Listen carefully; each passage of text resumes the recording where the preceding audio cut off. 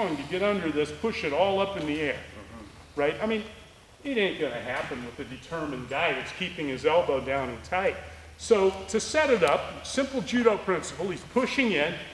Derek, not being a wimp, is gonna resist. Joey pulls it out, and I wanna see you lower your level a little more. Okay. Yeah, because you are King Kong. Not everybody is, right? Yeah, now, that's beautiful. This is, and he's gonna tighten up here with his neck, pull it in, and now, you know, Soto looks nice. Yeah, or Ko Soto, I don't care. Yeah, a couple things. Initial grip. I like right here, like a bow hook grip. I'm pushing in here. I don't want to be up here, you know. I want to push under, because now I can lift when I duck under, see. Pushing and then up. So bow hook grip, push in. When he resists, now go. Oh, sweet. No. On a rubber raft. I feel sorry for him, you know. That's a good throw. Now, pause there before you smite him. Okay, so we're real biblical club. Smite him, you know, Old Testament stuff, you know. So anyway, he gets up here, he's going to push in. When Derek resists, that's when Joey pulls up, yeah, and he lowers his own level. He's not just trying to push all this in the air. He's lowering his own level to duck under. Again, this basic junior high wrestling, but if you didn't, there you go, yeah. Now, John had a question about head rolls. Let's really work on that to kind of get that little small point. You know, a great basketball coach, I've stole his line many times, John Wooden, I really like him as a coach, I really admire him. He said, small things make big things happen. It's true. And so there are a lot of small things here that add up to a big thing. You've got to do them all correctly.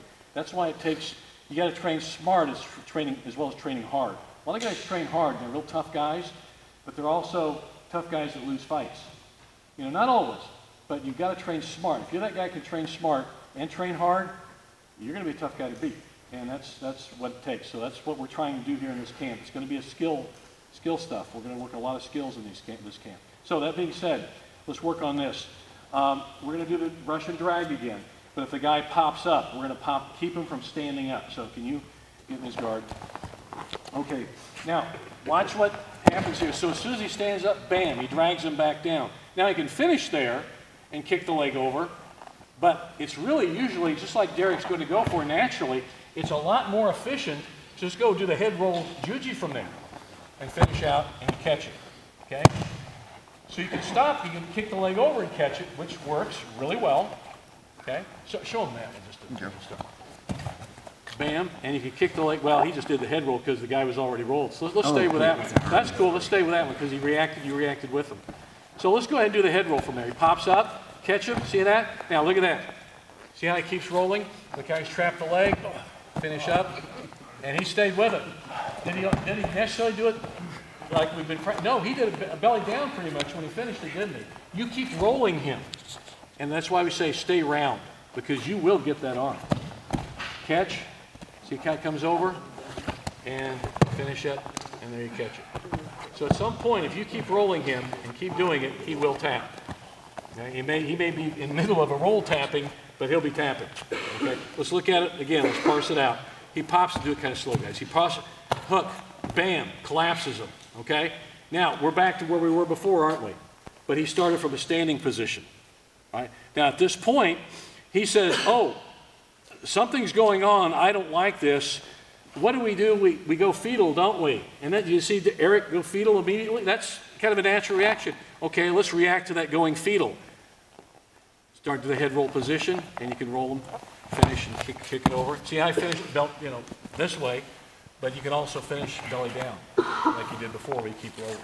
One more time, take a look at it here. Pops, catches it, drags. Finish, and there we go. See that? It's like we were talking over here, some of the guys and I, think of arm locks, especially arm locks, but leg locks too, any type of these submissions, like a throwing technique.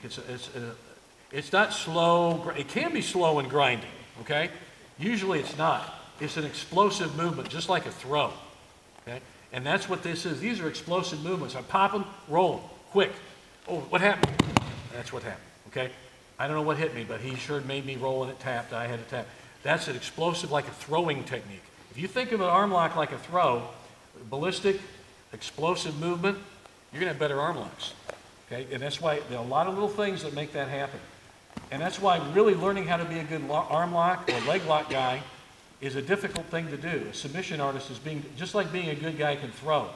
You know, John and I, our tradition, and Fritz back there, our tradition is judo. Well, we also have that in sambo too. We're going to do a lot of sambo throws later today, okay? Throwing is hard for people. It's a hard skill to develop because it takes a hell of a lot of work. It really does. And it's hard to throw. Same with these submissions if you do them correctly. You can catch an easy guy once in a while. And again, I hearken back to a very good MMA fighter, Ronda Rousey. She's been doing this since she was a child. Okay, this isn't something she does once in a while. She drills and drills and drills on her throws, but certainly on her jujigatami relentlessly. Her mother did that. My wife did that. My guys do that. They win a lot with jujigatami. And there's a reason for that.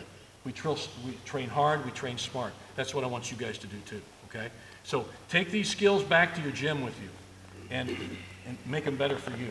Change them to make them work for you, okay? One more time, then we move on. So then we'll let you practice this. He pops up. Again, this is really good because if he does pop up, you see that Russian drag, that leg drag? It kept him from pulling, Eric wanted to pull Derek off the mat. Well, I can't pull you off the mat if he's already tripped me and thrown me on my butt. That's what's happening here. And so it's a reaction thing too, guys. It's not like Eric pops up and I count to 3 because the arm lock isn't working and then I try the Russian drag. You have to drill it to where it's second nature. He pops up, you scoop that leg out. Otherwise, he's picking you up and rampaging you, or, you know, he's spiking you on your head, or he's stacking you and he's passing, or he's pulling that arm out. It has to be immediate. He stands up, you hook, okay? Let's do one more time, just because let's reinforce that point. As soon as the man stands up, bam, okay, we're coaching. Yeah, I'm losing this right now. If I'm here and then I go in for it, if he has anything in his brain, he's just gonna get right out of it, and then I'm in a bad position. As soon as he pops up, I gotta go for it.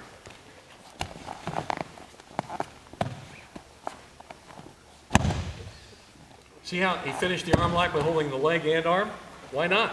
You don't have to let go of the leg to get both arms, the hands on the arm. Take it. Whatever, all we want to do is straighten that arm and get it levered and get that.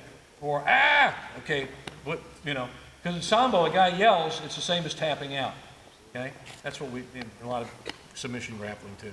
All right, let's work it. Let's go where everybody can see us. Come back over here. Sit right there. All right, now I'm doing my movement. All right, and some of you like the wrestle. I'm going to shoot like this. Boom. All right, this is miserable. Here, Eric has a huge pain threshold. Right, I'm pushing on his knee, and I'm going to pull up on his foot. Right. Oh, he's crying. That's cool. All right, now you can do this, right? But if you emphasize too much to slam, your position will be wrong. You just want to get it in position. Believe me, it hurts. Most people's shin is conditioned right here.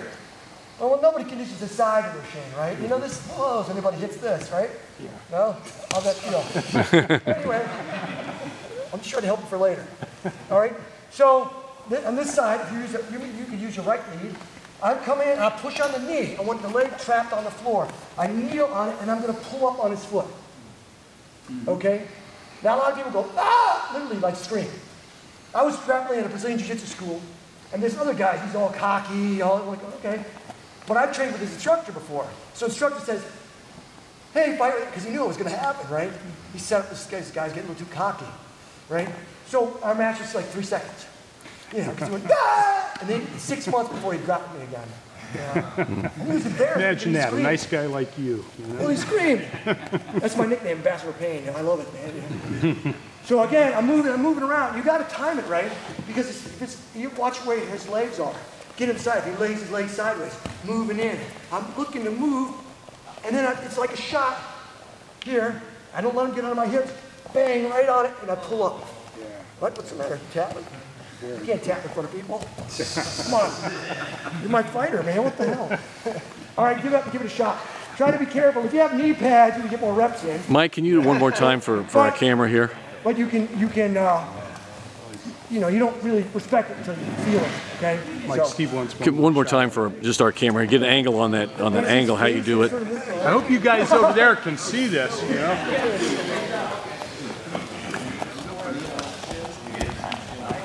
So basically, you're putting. Let me come around the other side here, Mike. So you trap your knee on there, and just crank it up, and right on there. And that's painful, right on the knee. Okay, thanks guys. Thank you very much.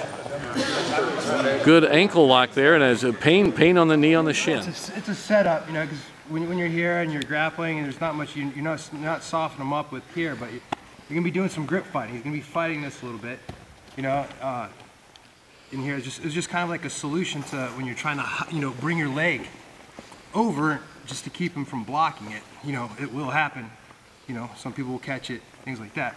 But if we're in here and we've already got the Keisekatami and we do some classic things like maybe here first, right?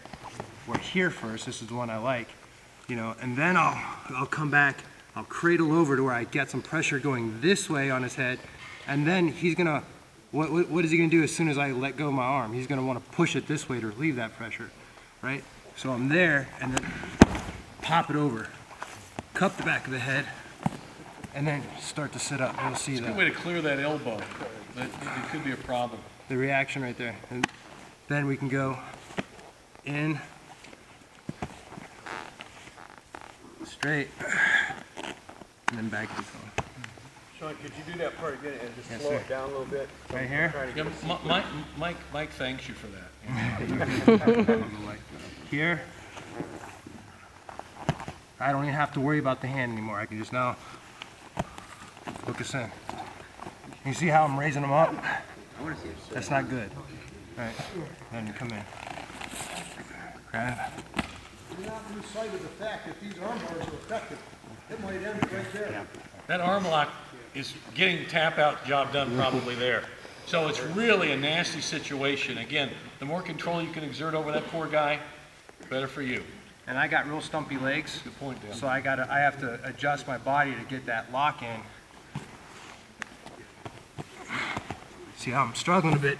So I gotta come up, or I can just reach right there. You see that? Make that leg straight. I needed to get that touch, lock my leg out. Now I got it. So adjust yourself. Figure out what your adjustment is. Know your body first, so you're not figuring out your opponent's body and your body at the wrong time. Know your body first, know what your limits are, and how you have to adjust. In the meantime, make drills out of that. But So your opponent's on his hands and knees, you're behind him. You're going to do the mouth. Yeah, turn around this way. All right. What you're going to do, you're going to jump in here, put your heels together. Now, he's going to reach down, come up a little bit higher so they can see. He's going to reach down, drive the arms forward, throw his hips forward, and flatten his opponent out. Now, most of the time, when you do this, your opponent ends up with his arms underneath him. So he's wide open for a choke. Right here, I'm actually holding him up with my calves. I don't want him to sink low. I'm going to pop. The lower the better. Now, I can go to work. Do whatever I want to do with this man. Now, if his hands are trapped underneath him, it's really easy. You reach in for underneath the neck. Now, if he's fighting with his hands behind his head, then you take your elbow and you drive his head over with your elbow, and then you can reach right in. So for no-gi, this is a great move. If you flatten your opponent out and put the choke in. All right, we'll do it one more time.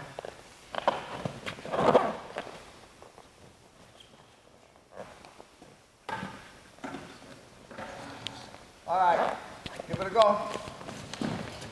Good, and also notice there that the bottom man had his feet dangling in the air, so you were right. Rick was riding him, putting all the weight forward into the face and then driving him into a choke or whatever he wanted to type of submission move from the rear. So it's a basic rodeo ride and flatten them out. Okay, so we just did the offensive variation of it. We went for the single, and then we went for the big lift when it didn't work. We can do it just as easily as a counter. Like if somebody's trying to do I've got him wrapped up and he tries to do a harai goshi or an osoto, okay? Same move. Okay, so boom, he gets that big over grip, okay? He hooks, right? Boom, okay? All I'm gonna do is catch there, okay? And hop in, boom. Okay? Now the important part with this is if he does this at normal speed, you better be hopping around him like an MFer, okay? Because if you don't, you're going for a ride. That was probably one of the hardest things I had to learn from Steve when I started competing. I loved uranagi and pickup so much that whenever somebody tried to get me in a harai goshi or an uchimata, I just sat there and tried to, you know, juggle the guy. You have to bite on him immediately. If you want to do it as a counter, you better be doing it. Otherwise, you're going for a ride. So we're here, real time, okay? Okay? Otherwise, I'm done. I'm over his leg, he's landing on me. You've got to really be ready, guys, and this was, John and I first saw this back in the late 70s, early 80s with all the Soviets, then Soviets, now Russians, but that's when there was the Soviet Union. And the fighters would do, the guys were scared, a lot of the people were scared to do harai goshi, sotogari, cross-body action on the Soviets because of this very move here, okay? And once you get your hand around his hip, what we call tight waisting, and step in with that leg that he's attacked, you got him if you're the thrower. You got him. Show that again. Now, what we want to emphasize at this point is when you step in with that right foot, step in deep, the one he's attacking. Oh, this, yep. Okay. He steps across, he catches, catch. See how deep it was in the big arch? That's really necessary. You've got to control that waist. And once you do, and I actually have seen guys, the thrower like Derek is here, actually throw themselves up and over in the air, flip in the air and land on the guy because they needed to. Then both guys were way up in the air. So it's a very dynamic throw. And for a long time in the early years of judo, the judo referees didn't know who to give the point to. And that's why you've got to keep turning and land chest to chest or land belly down on him. So don't land on your back. You've got to turn on him. And I'm saying that not because if you compete in judo, that's fine. But what this is a real throw.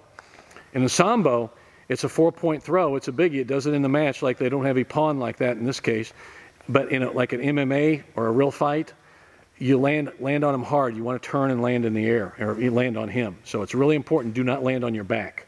Yeah. Okay. And if you know, this flows right into our Shingitai philosophy of, you know, get the position, right? Control the position to get the submission. If I fall down on my back and just assume that he's going to go with me, you know, I don't have any control with what happens after that. It's a scramble. I want to end in a dominant position, as dominant as I can get. Okay? Can you do it one more time before we look at this? Look at all the fine points in here. Eric's going to come across. Bam. It looks like he's just about ready to throw Derek, and then Derek spins and turns it out. Okay? Want to give it a try? All right, there you go. That is, by the way, if you, judo people, it's uranagi, rear throw, and in sambo, we've always just called it the rear throw as well. All right. Go get him, Dave. You know, because especially since I got these little stubby arms with little stubby legs. So a lot of times, when I lace underneath his arm, I automatically hug it in tight, all right? And then once I go to lock it up, instead of grabbing here, it's still kind of loose, I go straight to bone on bone, to here. So before I even sit, I bring my body up, he's tapping, okay? So, if his hands are up here or he wants to be idiot and lock his hands up there and put his arms on platter for me, I just lace in deep, and sometimes I'll even hide it by putting my weight on top of him here, lace my arm in, and sit up and pull him up. And then, since his arms are still there, come up over top there. He's making that face yet. He's already making a face. And then I'll lace it into there. Now, if I don't have it all the way, or he wants to be a tough guy, if I even go to sit back and I just lean back, he's already tapping from my weight going back. So, lace that arm in tight, hug it in, boom, boom, boom. And actually all I do is just sit up there. So, All right. when you actually put your great weight on his stomach, are you just trying to maximize his discomfort? Yes, I always maximize discomfort. That's from working with Sean. We inflict pain in every position. I want him to suffer the whole time. That's my goal. Well, good intention too, I might add. I want him to suffer the whole time. That's it. Good man. All right. These guys are from New Jersey. This is a classic of the Jersey Jitsu. These people are psychotic. So let's do that, and then we got another little nice, nasty compression arm lock from here we want to show again too. So What to do is what the basic one that Derek has always taught us is just to strike the bicep to clear it. So you want to hold this posture, you strike this bicep. You're thinking about clearing this arm behind your knee. Okay, so once you get that, remember your hip placement. Okay, so just like when you're throwing, your hips are very important. You want your hips to shoot up past his groin. Okay, so you want to block this in tight so that you can strike down. Ultimately, you're going to go for this. Now, a lot of times, you can, if you're not flexible enough, you want to hold your ankle, you can reposition over and try to get as sideways as possible. Sink that in. You ultimately want this to be in the crook, not on your toes. Don't grab your toes. You're going to injure your toes that way. But go ahead and shoot this down and just try to keep it up there. So, and the other thing you can do if you're not getting it, so again, from the top, strike this, shoot this pass, get the hips up high, strike that down, grab your shin, reposition, put this up here. If you're not getting it, you can pull the head into your stomach through it, sink it inside. So Mike, we can't stress the importance of clearing that arm. A lot of guys get all trill fancy. Just like you said, strike and just chop it and clear.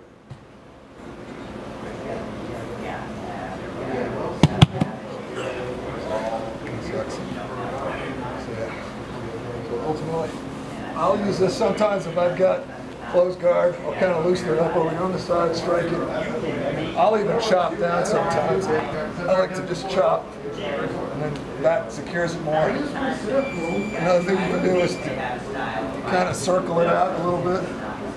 Just don't let it float. And you can pop them down and finish there. Everybody see how he's using his right hand to turn his body in so it's now angled to the side? So either Mike could use either his right hand to hook the leg, or he might have hooked Eric's arm, you know, under the point and then catch it. The leg is generally a better handle to grab. You love that one, don't you? After a while, so many times you get choked. But so that's the real basic. Let's start with the basics. That's probably the fundamental way to do the triangle, at least the way we approach it. Sankaku Jime, triangle choke, triangle strangle. Okay. Just one more thing maybe. Just don't try to finish it all with strength. A lot of guys will stay straight. If you've got really strong legs and they want to just finish it here, which you can do, but if he's got his arm up here, it's going to be very hard to do straight. If I go sideways, I've got the upper hand and I can finish the arm or triangle either way. Okay, so that's a real good fundamental way to start, and that's where we'll start today. We'll move on from here too, but that's a great start. Thanks, Mike. Kind of in a clamp version. And what we want to do is I'm going to secure this same side grab wrist. And as I kind of step up, I want to pull this elbow just a little bit, kind of get his turning away from me just a little bit. I reach through, and I grab my own wrist. I don't need thumbs here or anything like that. And I'm going to put this to the center of his back. My elbow is right on top of his shoulder, and I've got a pretty good position here. When I go to take him to the ground, I want to be able to do this really slow. I don't need to be able to do this fast. I'm going to come down on this knee right here, my left knee, and I just kind of sink. I'm sorry, go down on my right knee. And I stay really tight to him. All I need to do to finish this move, if I can just hold him here, that's fine. If I'm trying to control him, I can give him some commands like crush your ankles, bring your feet up off the ground, or something like that. If I want to put the lock on, I just move in kind of this moon shape to his head, and I'm watching for him to tap. From a self-defense perspective, if his other hand is underneath him, that's a big thing. That may be a reason to put this lock on to kind of motivate him to get it out. Let me see your hand. Get your hand out. Make sure he doesn't have a weapon or something like that. So this is really kind of old school judo in a sense, because it's a standing udigarami, but we certainly use it in Shingitai Jiu-Jitsu as part of our deal.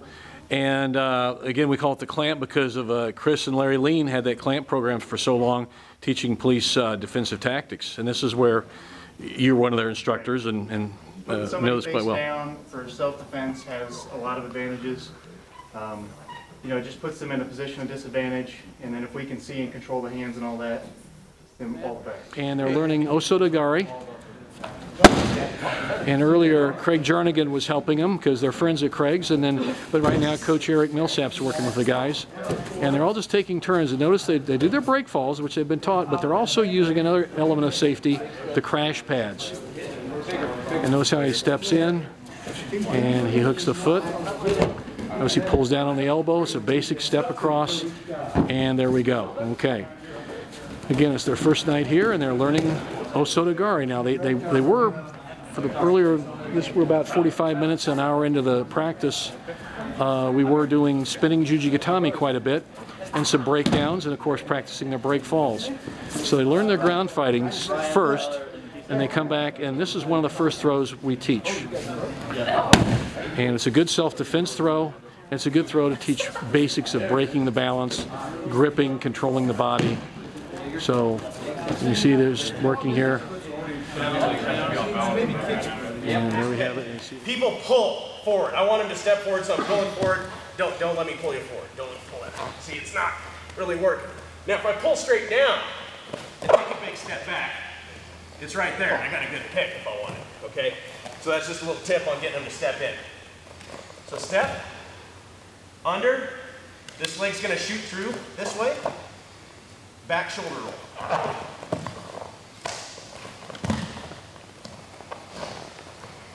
Not confusing at all, right?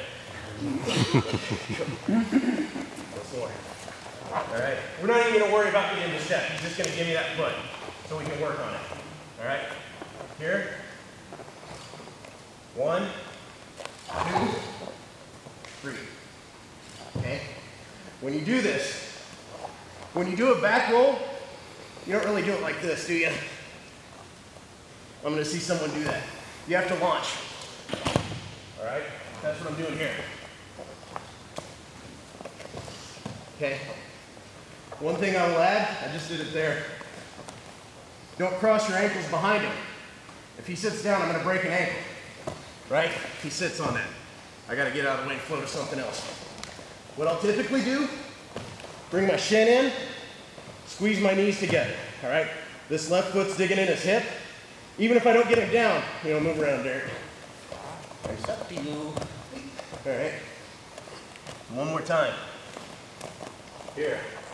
1, 2, 3. All right? I don't care which way he goes. If I want him to go forward, you know, I can sweep him down and get it. I might finish standing up. Doesn't matter too much. Any questions on this? Anyone need to see it again? Yeah, one more time, Jared, just to, through the whole thing, just roll through. Steps or all at once? All at once, go ahead.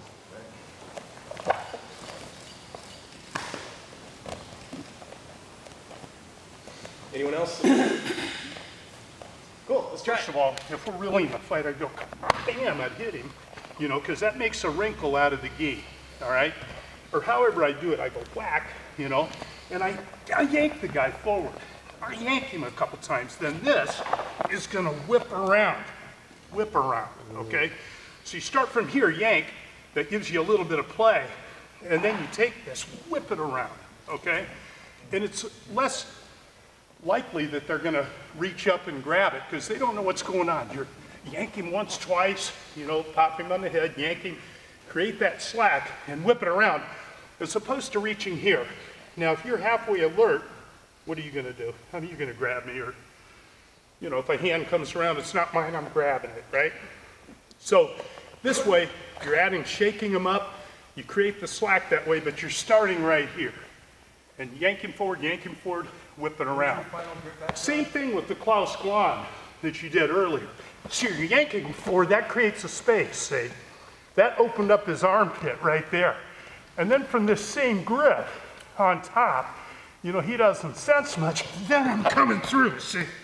And I bring it together, you know? So, you know, that does two things. It disguises your intention here, but it also opens up this arm right here. Because if they're good from all fours, they're keeping their elbows in and they're closing that space, right, Jake? I can't get through on Jake here. I gotta, you know, shake him up, open that space. So, same skill, it's a great skill. You might try it just starting right here, yank him forward, that creates the slack to whip it around. And think of it as a noose, all right? I'm having a lot of rotator cuff trouble. I shouldn't re-grip. Okay. I'm having to because I can't use this. Yeah, I just smack, I'm yanking them forward to see the slack being created, and then whip it around. See, you know? And whatever, you know, the finish is, you choose the finish. For the Klaus Galan, you're yanking it forward, coming under the arm, right to here, to the opposite lapel. And see here, you know, I'm under the armpit with this hand that's under, but this hand right here, you just bring the elbow over and sit through, you know? And did you feel when I went to my back, it's like you just snap the hangman's noose on it. Okay, there's a lot of pressure when you sit through it. But I think it's pretty well disguised. And we like techniques where you got a lot of options, you know? Say I can't get him, you know? For whatever reason. I can use this as a pry right here. I can come across to a cross space while I'm prying up. But probably him, get back up, Jake. Him being a tough guy, he's gonna post his leg out. When I start here, you know, then we raise up, we give him the cross space from hell, back around to here. And then, you know, as you sit through, it's difficult for Jake to breathe, right here. And as he continues to breathe and exhale, I keep the pressure on. You see? How do you feel? Yeah. Uncomfortable, he said. Yeah. So you got an initial technique with many options from that. But the point is, the very start, disguising it. Yank him forward, then whip it around. Okay? There you go. All right. Thanks, John. That was John Saylor showing a little bit there. As iron sharpens iron, so one man sharpens another. You know, no great achievement is done by ourselves. There aren't any lone rangers in Shingitai. Instructors help other instructors and other people. We get to camp, we share our knowledge. You know, we help our teammates. Jigoro Kano said, you know, mutual benefit and welfare, right? Well, we took a proverb from the Bible, as iron sharpens iron, so one man sharpens another. You know, yeah, we may be competing each other, but we're trying to make each other better. And I hope that's the type of, and not only that, this fosters good relationships. And at the end of the day, when you're hobbled up and banged up, the thing that's most important to you are the friends that you've made through the years. You know, John Powell, Fritz Goss, Bill, Joan, you know, you guys that I see year after year. Those are the things that matter to me, and I hope they matter to you. You know, those friendships are going to mean more to you than all these trophies that are sitting in the attic. You know, that's where mine were until Melissa pulled them out and made a shrine for them. You know, they were all sitting in the attic. It doesn't mean anything to me, but my friends do. So anyway, those are my final thoughts on the matter. God bless you guys. Thank you.